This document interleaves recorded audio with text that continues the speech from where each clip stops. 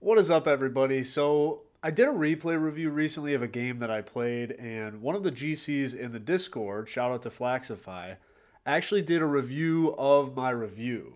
So, him and I talked for about an hour and a half breaking down that game in a little bit greater detail and talking about some of the things that I talked about and sharing his perspective. And so I thought it would be cool, with his permission, to kind of use that audio and show you an even greater breakdown of that game and basically help you to use the situations yourself to improve your own game. So hopefully, by showing you my mistakes as I kind of make the climb to Grand Champion myself, it can help you on your path to potentially ranking up as well, getting a Grand Champion or whatever it is that you're trying to accomplish. So, as always, if you like the content, please show your support by leaving a like or commenting on the video. If you want to see more, please subscribe to the channel, and let's get right into it. My positioning is essentially just waiting to see what happens. My goal here is to see if this, like, is this just going to be a free goal? Once it's not, I have to leave. And I make a mistake here of hanging around way longer than I should. And then here's the follow-up. Yeah, It might not be a good follow-up, but that still means that he can't see you. right. So whatever you do is deciding whether he fails or not, because what you do is dependent on what he does on the wall. If he gets the ball here, he can pass you, but he might not do that. Right? Right. That's the problem. If you play it more safe and you are in a position where even if he doesn't do anything, you can go, then that's better.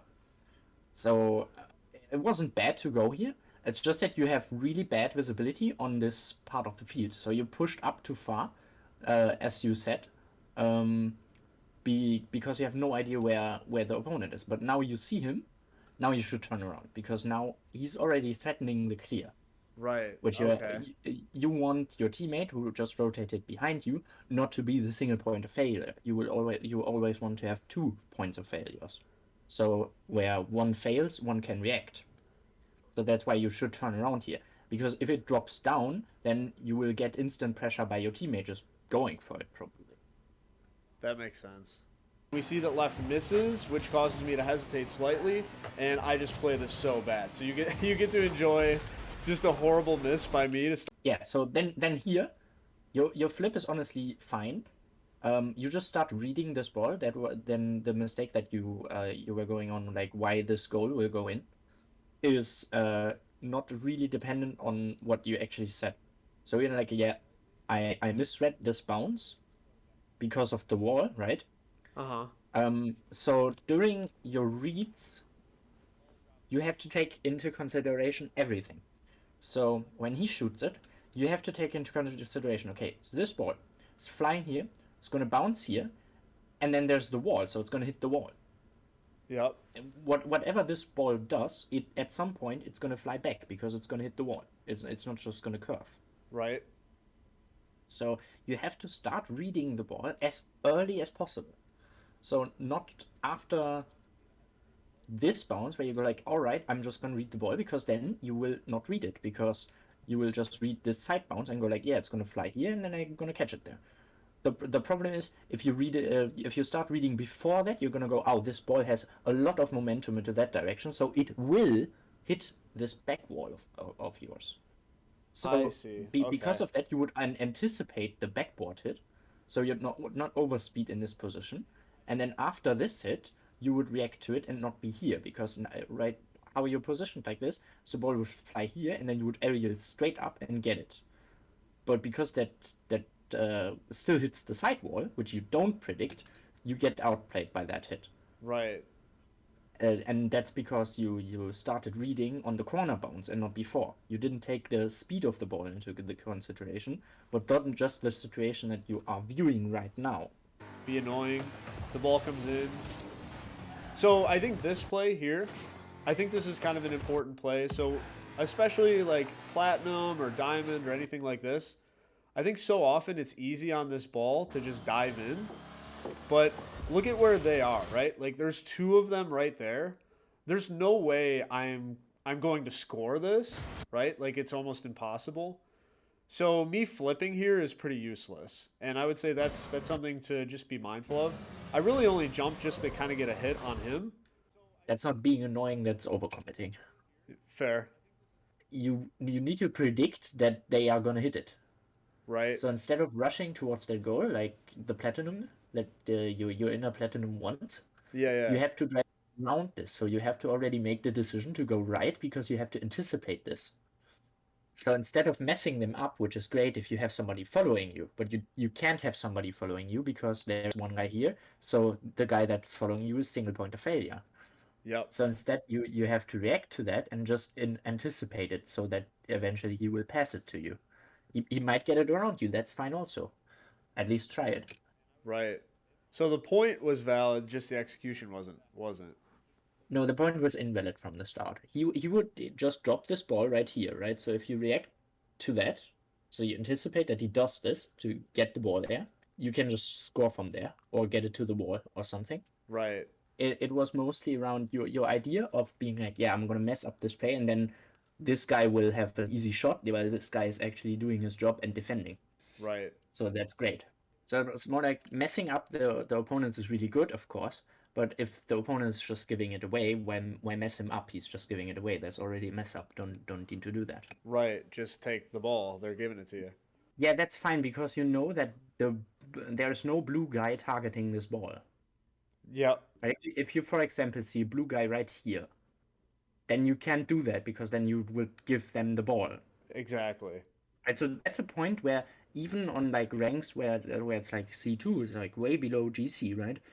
There's still good decision making. It's still a good decision to play this ball here because you're gonna get this boost. You can air dribble. You can do some fancy stuff, right?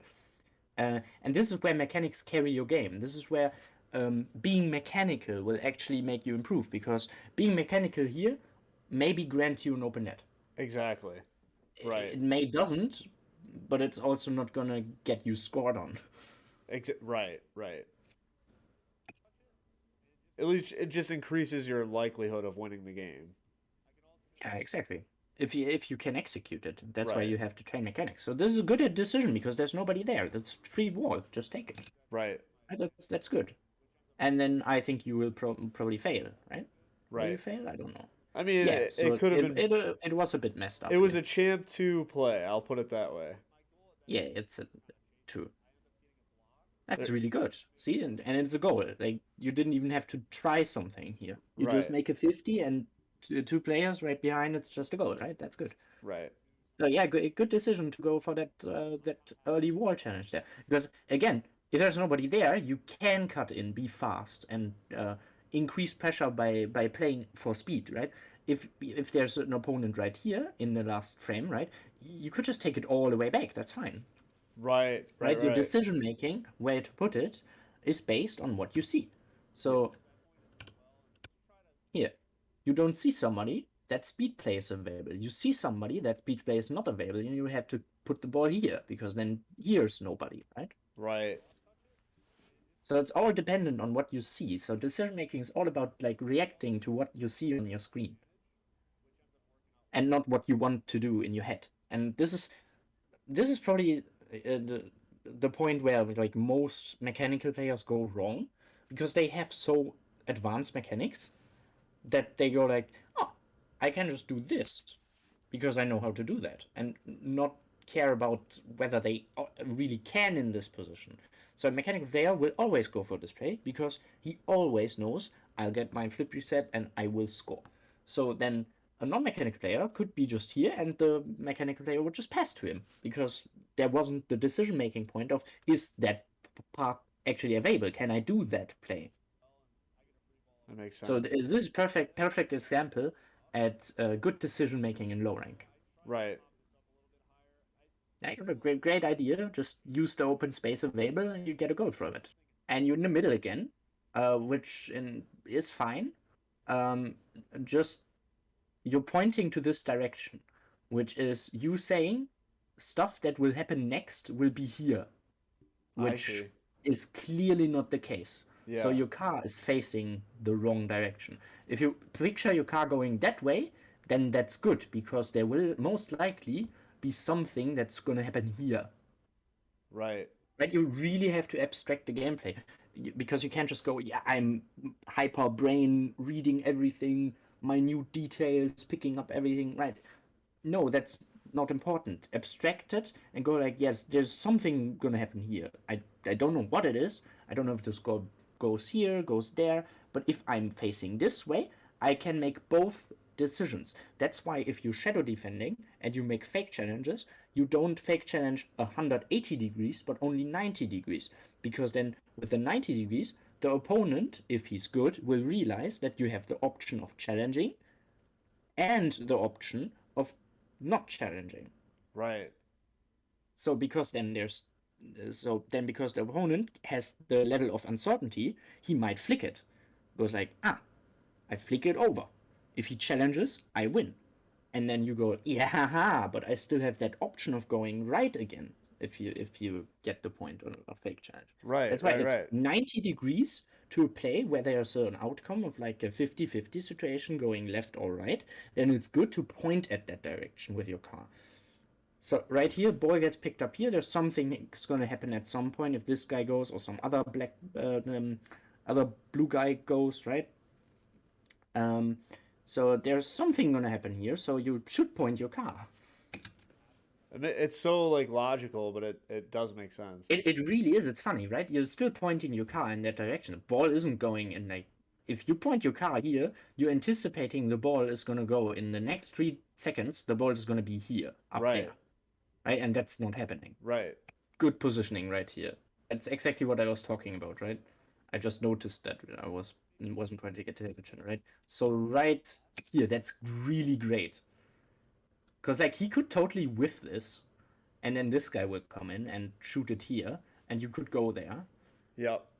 But it can also go left, and you still available for that left movement And my because you're car is 90 directly at the ball. yeah, yeah, but you're 90 degrees to the options. So one option is to your left and one option is to the right, Right. which is great.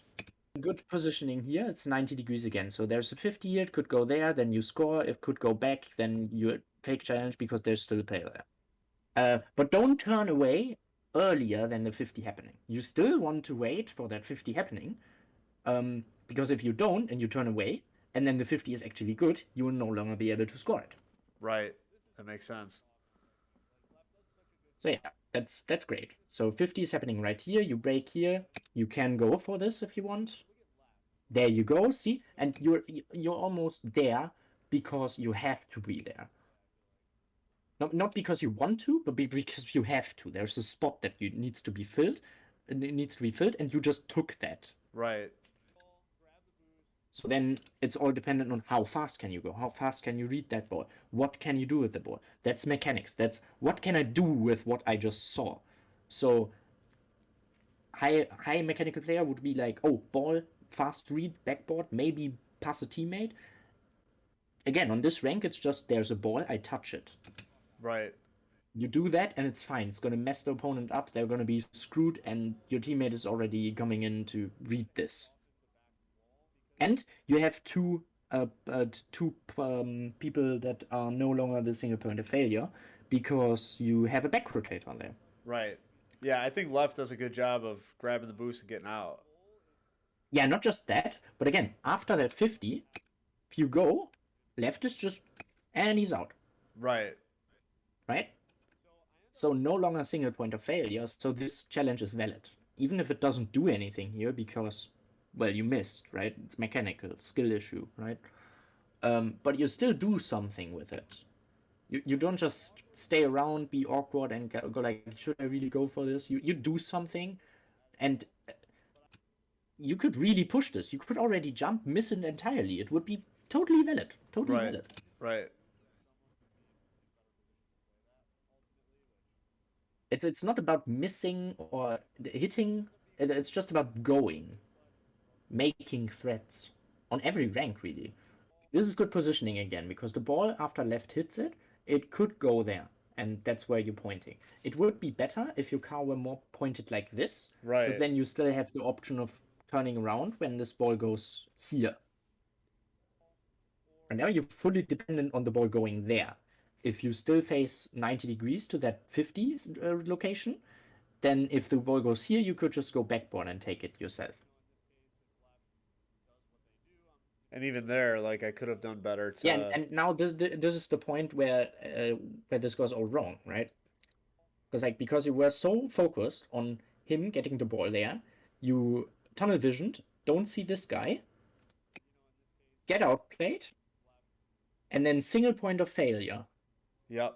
If this guy knows what he's doing, he will score. If he doesn't, 50. If he's unlucky, probably also 50. But he has the advantage right now. He has the momentum, the ball, he has nothing. Yeah, here, right? There was a 50. If there's a 50, you want to be as far back as the game basically allows you. So in that case, in net. If there's a 50 in your defense and your last man, you should either be far post, in net, and or in a position where you can easily get to those two spots. Got it. So this is fine. This is probably no longer fine. In my opinion, it's still fine because most likely you won't get outplayed by this. But now just think about your momentum, this 50 going at the backboard, what are you gonna do? Right, right, right. If you're still far post or in net, then the backboard isn't as threatening anymore. And when the threat is gone after that 50, then you can, for example, use a flip if you're daring enough, or just use some boost to get upfield. Yep. And just collect the pads. Yeah, and shoot this. Yeah, good job. See, I didn't like that.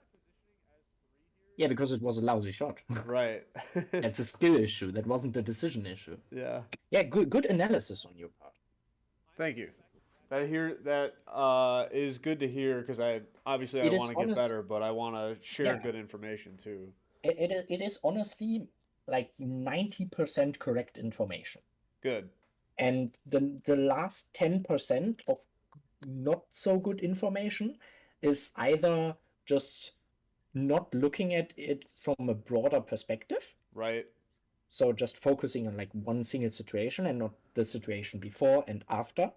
Not paying attention to your surroundings with the keeping to the left and the right with the 50 weighting stuff, right? Right. And the anticipation. So the last 10% of that replay analysis that is kind of missing the point is mostly just the point of view from your side is not as advanced. But now it is. Now you know about that.